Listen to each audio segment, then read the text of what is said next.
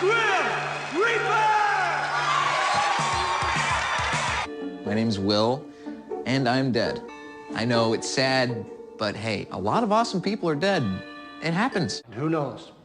After long work and dedication in the long run. What long run? In the long run, we're all dead. I'm not gonna die. You see, I'm into this thing where if I get sick, real sick, where I'm about to go, they just take me away and freeze me. Although he is certain to die, perhaps from a household accident, which account for 65% of all unnatural deaths. All right, we did not die today. I call that an unqualified success. You're all gonna die. What's wrong with it? I'm dying too. You're going to die. Prepare to die. Death is full of surprises, huh? You have no idea.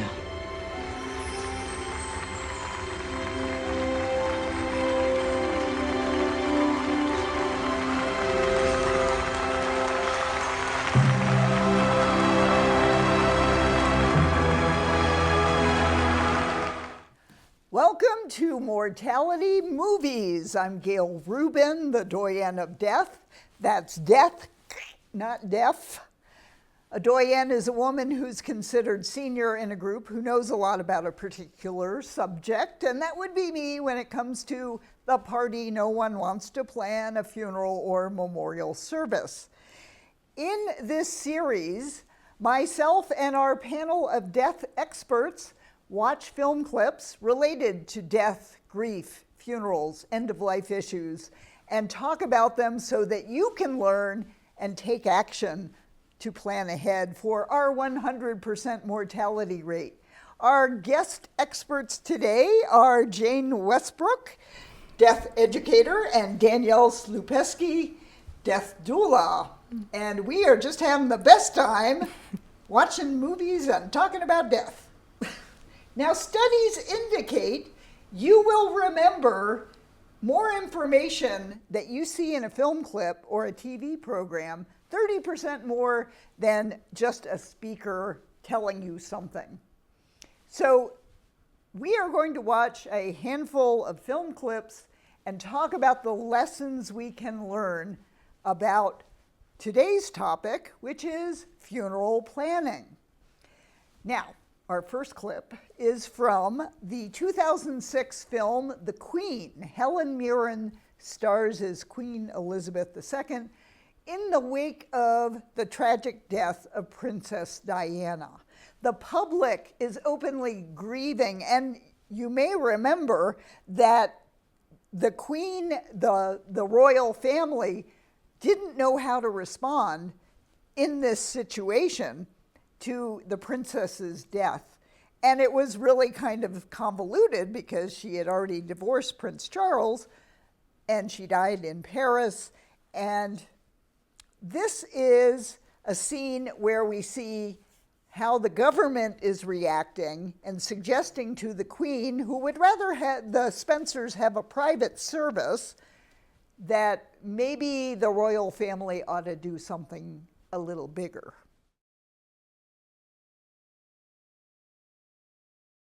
So many things to plan for, especially a state funeral that needed to be pulled together. And I love that they use the Queen Mother's plans, just alter it for Princess Diana. But, you know, part of any funeral planning is that it's for the living to express their grief. And you heard Robin, the assistant, saying, well, we've got all these flowers that are building up outside the gate. And the Queen is just like, well, move them. And it's like, no, that's not a good idea. So any thoughts about wanting, let's say the Queen, she wants this to be a private affair of the Spencers, but this is recognizing the princess was beloved by so many in the public, and you have to accommodate that. I think it's interesting to think about in terms of who deserves what type of honoring after death, right? Like what your status or stature is. Like, X amount of people can be there, or we can't use these plans, or this or that. And it's just interesting how that classist kind of idea continues even after death, you know? Watching that makes me even more of a fan of some of my favorite things, which are natural burial, burial in the Jewish tradition and in the Islamic tradition, where it's like within 24 hours or 72 hours, it all takes place. And then you can talk about the memorial service or the funeral, or you can have this other kind of funeral. But I love that idea of let's take care of the body first, and then let's talk about how we're going to honor it, what kind of event we're going to have. Yeah. It was interesting because in that film clip, the queen is reading the newspaper and she talks about a Muslim burial at midnight, you know, very quickly, and why do they do that? And it is true, both Jewish and Muslim burial traditions are traditionally within 24 hours because of the heat and decomposition setting in. Right. So you want to bury quickly. But I think in this scene, in the Queen's mind, it was keep it private, do it quickly, don't make a fuss, just get it done. But the public had other thoughts about wanting to honor her memory. We had an interesting thing come up in a death cafe a few months ago talking about what do we do if Mama says she wants doesn't want a funeral, she doesn't want any kind of memorial service. But we're sitting here, the family is saying, we want one. And the discussion came up, so what are they for? You know, is it okay to violate Mom's wishes or have the fights like in some of the other planning movies? No, Which this is what we're going to do. But who is it for? So I think it was so present in this clip. It was for the people of England who were mourning their beloved princess, and that's who it was for. It wasn't for the family, not for the royal family. So I think that was a really clear picture of that, of who the funeral is for, who the memorial service is for. And even though weddings and funerals are similar in that there are a lot of similar elements that need to be coordinated to put it together, you can't really say, you can't come to the funeral. I mean, I know people try to say who can and who can't come, but that's a difference from the wedding where, you know, if you're not invited, you don't crash the wedding necessarily. But yeah, I mean, that's why funerals get posted in obituaries in the newspaper. It makes it a public event. Yeah. But if the family really doesn't want it to be a public event, they don't mention that part of in the obituary. Yeah.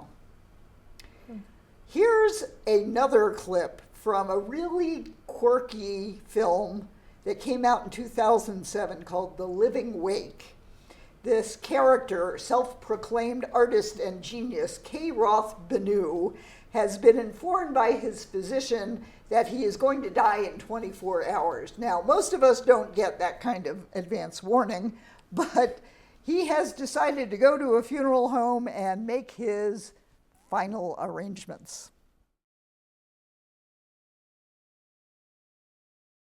Never! This funeral director is kind of behind the curve. There are a lot of funeral homes that want to encourage pre-need funeral planning. And no, they will not give you a discount for showing up early. And one point I would like to make, I highly recommend that people pre-plan their funerals. If they can prepay for their funerals, that's great. What happens in New Mexico and in many other states is you don't give your money to the funeral home to prepay. You buy an insurance policy that then pays the funeral home. And you don't have to fork over all your money into the insurance policy at once. You can pay it over time because funerals are expensive. And I think people get nervous about that idea of how am I going to afford it? So yes, you can prepay an insurance policy. You can buy your own insurance policy. So you've got a pot of money to pay for cremation, the party, the Viking funeral. We're gonna have a whole episode about Viking funerals, but that's another episode of Mortality Movies. What do you guys help your clients with funeral planning? Definitely. Yes, we do. Yeah, I mean, it's part of the conversation, right? And discussing choices and options. You know, it's Jane's famous line, it's choices and options everywhere. And it's funny to me, we actually just recently heard from the owners of Natural Burial New Mexico. So we have a certified green burial site here in New Mexico, just south of Albuquerque in Belen. And some of the challenges they have are that the funeral homes don't necessarily offer them up as an option, right? Because there's some maybe competition there, you know? And so that's what came up for me, is that they kind of have the corner on a market, and so they don't really want to give a lot of that up. And so it's interesting, as new options are forming for us, how we get them to offer them. And whether they offer them or not, my whole thing is educating the public. You know, I like to go straight to the public, educate people so that they will ask for these options. They will ask for things instead of just making the phone call and going with the traditional or conventional or whatever it is. The other thing too that I'd like to mention is that we talk about funerals, but pre-planning and prepaying also. Cremation in New Mexico is up to about 70% of all people who die choose cremation instead of going through some kind of funeral. Sometimes a lot of times it's financial, because it's not as expensive as it is to do a full-blown funeral burial thing. I mean, the difference between under $1,000 for starters to maybe $20,000 for a funeral, a lot of people are going to choose something different. Yeah, and just knowing what their options are, that they do have options. And I've had people the last few weeks in some of my classes talk about that they bought a plan and it wasn't transferable across state lines.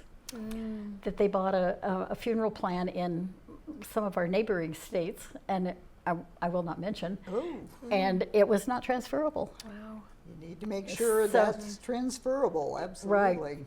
Right. Yeah. Well, let's move on to another illustration of the importance of having a conversation, at least, if not actually planning ahead. This is from the fabulous television series 6 Feet Under, a fighting family from the 2005 episode Eat a Peach. Now, if you're watching on YouTube, you will not be able to see this because YouTube has blocked all 6 Feet Under video clips, but you can look for it on your favorite streaming services. So when a family's elder brother dies without having made funeral plans, his siblings are going to fight over what he would have wanted. It's your funeral, and if you don't make those kind of plans, it's up in the air as to, you know, what your loved ones are going to wind up doing.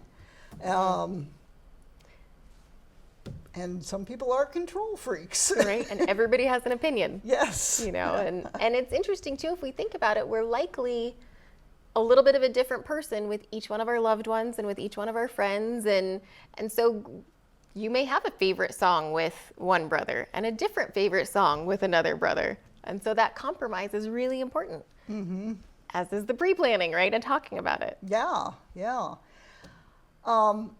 In terms of just letting people know what you might want, but if you don't pre-plan, it's up to your loved ones to do whatever they want. And you might want to think about, all right, you know, I don't care, I'll be dead. I've heard a lot of that.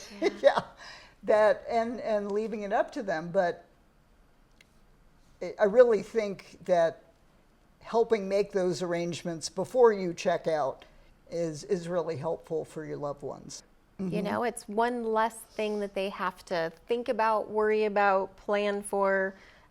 They can get to the hard work of grieving. Yeah. You know, because it's work. Yes. Let's look at another TV series, The Kaminsky Method from 2018. We have Hollywood agent Norman Newlander. His wife has just died of cancer. While she was ailing, she actually wrote out what she wanted for her funeral. So here we are at the opening of the second program in the series, where Norman wakes up his friend, acting coach Sandy Kaminsky, with the details of a letter of instruction she wrote regarding her funeral arrangements.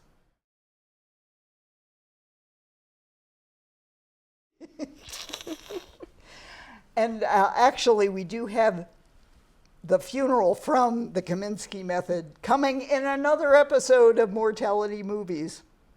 But what a gift she has given her husband. And did you notice he said, "I'm hungry"? Because in the previous episode, he wouldn't eat anything right after she died. But now that, you know, he can take some action and he's got some directions, now he can eat.